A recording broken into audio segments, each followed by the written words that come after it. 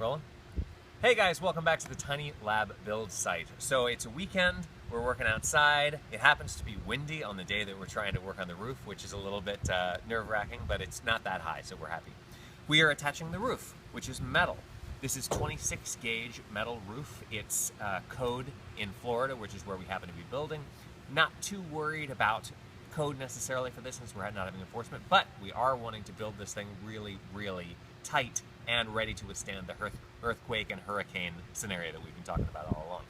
So we are screwing this down with these gigantic 3-inch screws that have a washer with a rubber washer built into it as well. Here's what that looks like.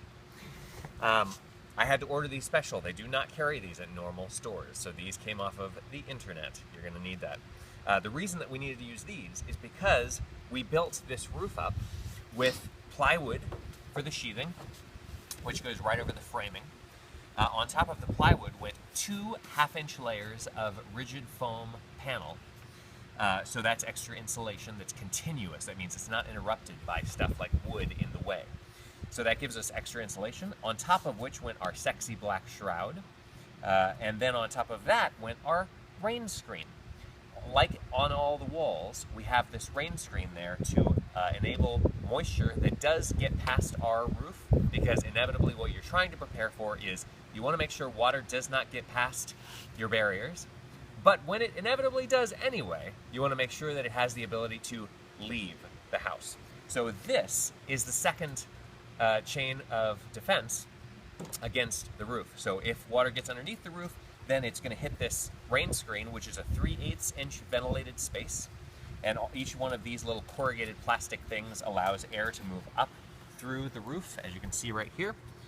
By the way, underneath this, we have tape. The tape is very important. The tape is butyl plastic or rubberized tape. And that means that when we nail through it to attach these, or when we screw through it to attach the roofing, it's self-sealing around that screw.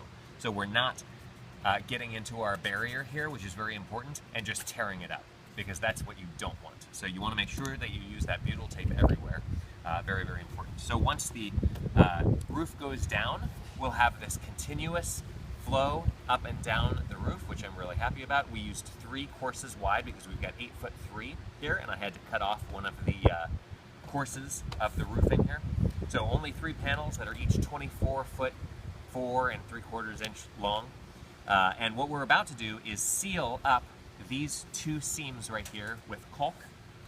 This is caulk especially for roofing, at which point we're going to lay this next piece down and then tack everything to the house and to each other, so that way we've got this totally impenetrable, in the idea, layer against rain and weather. So thanks very much for watching. Remember, tune in for more videos. Subscribe to our channel if you can. Like our Facebook page. Go over to proofispossible.com and check out where we're coming to your city in 2016. We're going to 20 cities with this thing to give tours and teach all about how home improvements and home performance works. So please do stay tuned, and thanks for watching.